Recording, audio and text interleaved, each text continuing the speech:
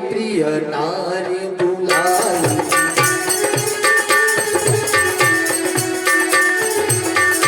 भक्तों प्रसाद का वितरण समझ ले। तब ही राय प्रिय नारी बुलाई, तब ही राय प्रिय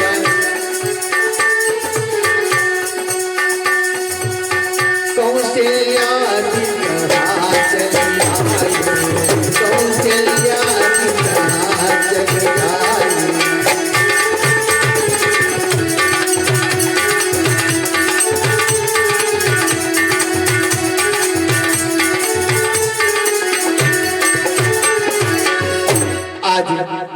महलों के अंदर महारानी कौशल्या और कैकेयी सुमित्रा सभी रानियां दौड़ करके महाराज दशरथ के पास में आ गई और बंटवारा कैसे किया महाराज दशरथ ने। आधभाग कौशल्य ही दीना, आधभाग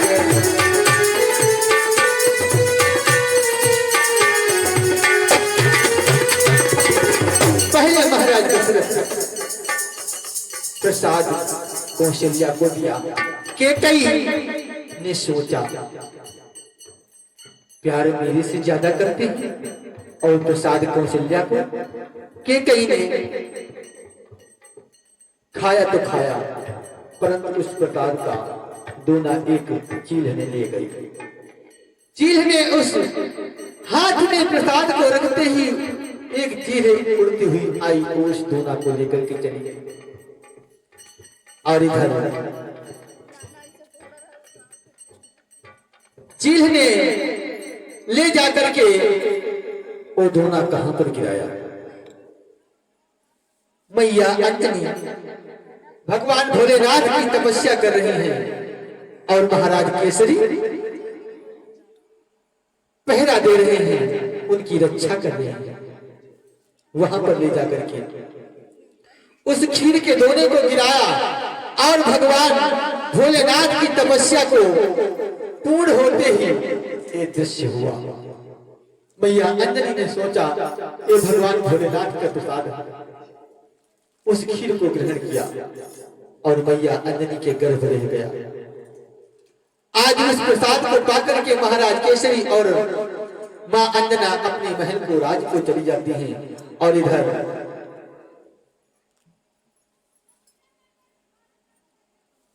विचार करें, दूसरा भाग प्रसाद का वितरण राजा दशरथ ने आधा भाग कौशल्या को दिया और प्लस आधे भाग का दो हिस्से किए। दो हिस्से करके कैकेयी के पास में तो अब है नहीं, कैकेयी के पास में अब है नहीं प्रसाद, और उस दो हिस्से करके के अब कौशल्या को प्रसाद दिया और सुमित्रा को प्रसाद दिया। अब कैकेयी के पास में है नहीं, तो उस दो भाग का एक एक हिस्सा दोनों सुमित्रा ने और कैकेयी ने, सुमित्रा ने कैकेयी को और कौशल्या ने कैकेयी को एक एक भाग दे दिया। कौशल्या के कई हाथ धरे,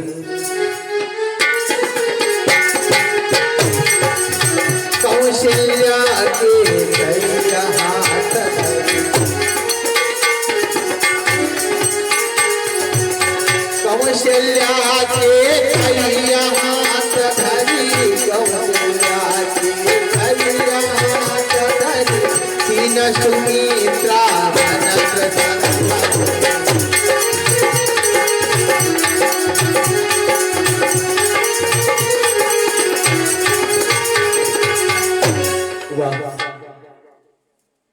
ये बंटवारा, एक बंटवारा और समझ लिया।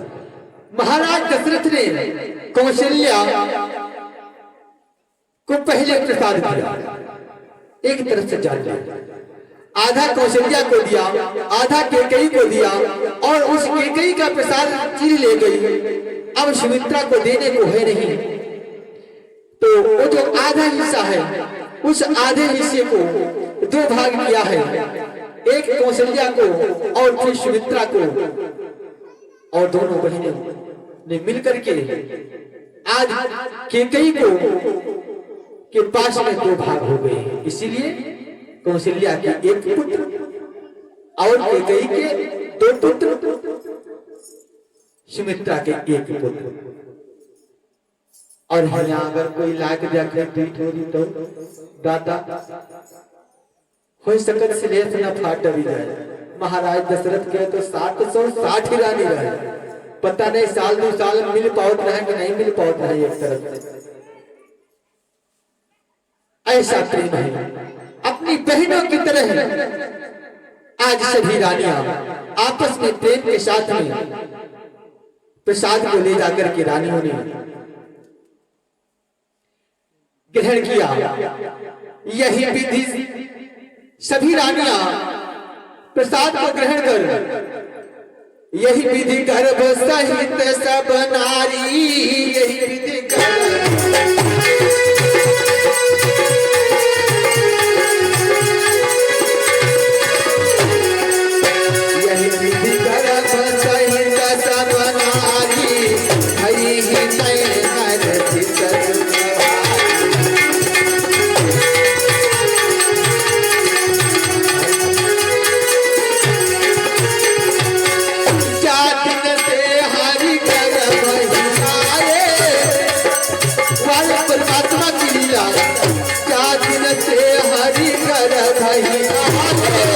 यही कृष्ण है माता भवानी का सकल लोक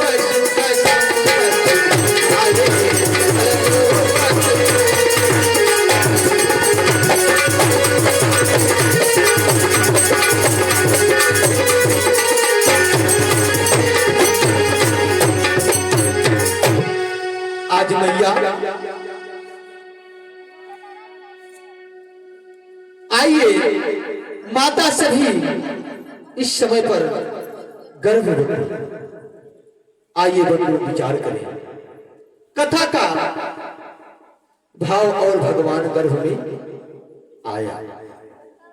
बंधुओं कोई गलती हो जाए तो उस गलती को सही सिद्ध करने के लिए आपने सुना होगा क्या करना पड़ता है। कोई गलती हो जाए तो सही करने के लिए क्या करना पड़ता है। सबसे प्रथम आधार कार्ड की फोटो कॉपी करो। आधार कार्ड की फोटो कॉपी करा करके कचहरी में लगाओ।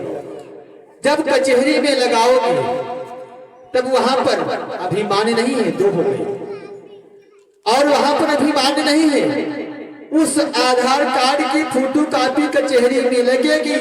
लग जाने के बाद में अब उसके ऊपर साइन होंगे। साइन होने के बाद में अभिनय कार्य सिद्ध होगा। उसके बाद में गवाह लगेंगे। जब तक गवाह नहीं लगेंगे पूरा काम मजबूत नहीं होगा, तब तक कार्य सिद्ध नहीं होगा। आज स्वामी जी ने विचार किया कि मैं भी लिख गया हूं। आइए अब देखिए सिद्ध हो रहा है, परमात्मा प्रकट हुआ।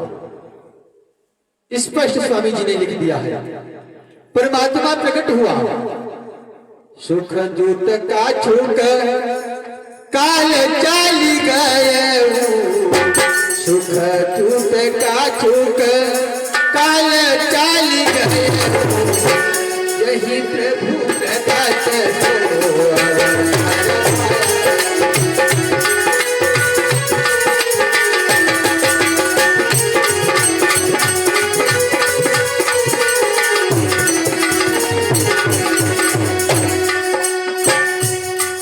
ये दस्तावेज हो गए।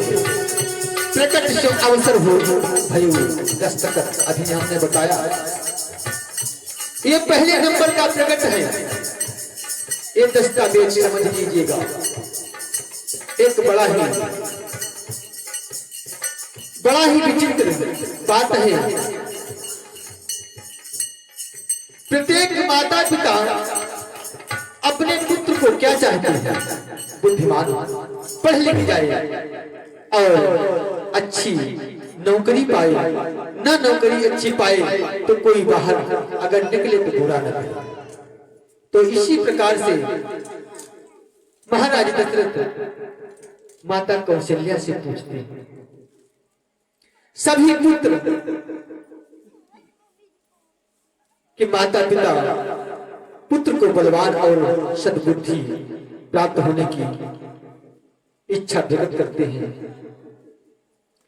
लेकिन हो कैसे? इसके विषय में एक बड़ा ही सुंदर उदाहरण है। एक बड़ा ही सुंदर उदाहरण है। एक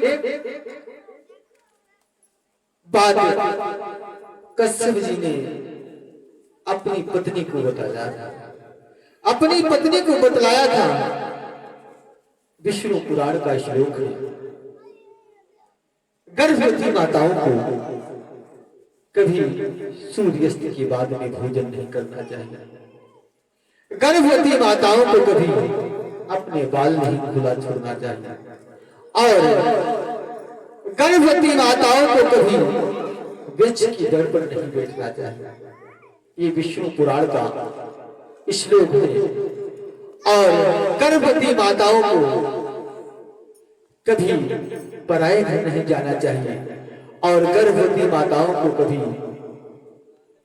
अपना शरीर खुला नहीं छोड़ना चाहिए और गर्भवती माताओं को सदैव पवित्र रहना चाहिए।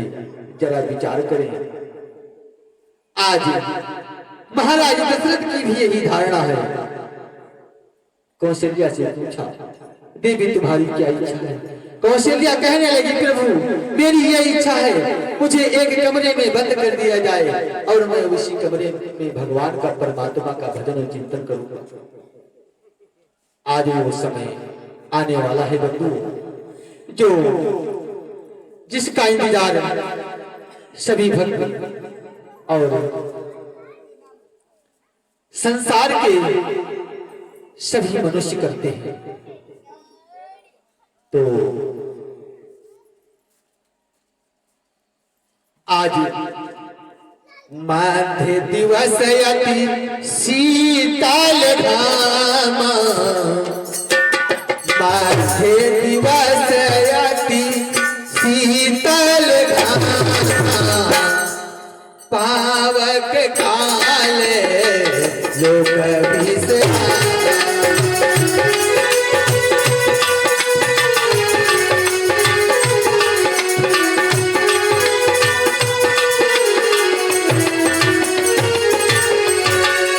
हमारे श्रीमान चाचा श्री राजा राम जी की तरफ से 21 मुद्राएं परमात्मा के चरणों में समर्पित हैं और भगवान से, माता रानी से आशीर्वाद की कामना है। सदैव परिवार को सुख और शांति बनाए रखें, यही आसन की ओर से आशीर्वाद की कामना है।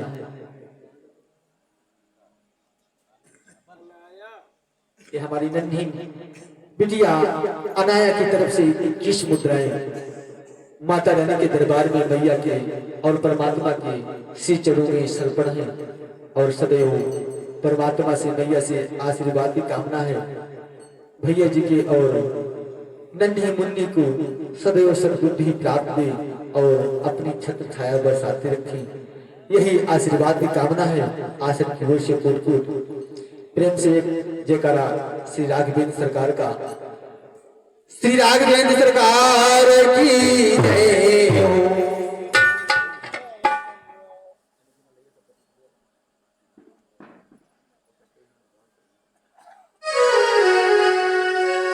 अभी आप सभी भक्तों के समक्ष में प्रभु राम का प्रादुर्भाव होगा और इस समय अतने जो तूफान तले दोपहर में है, जो तन को भूल पाते हो तो उड़ जाए।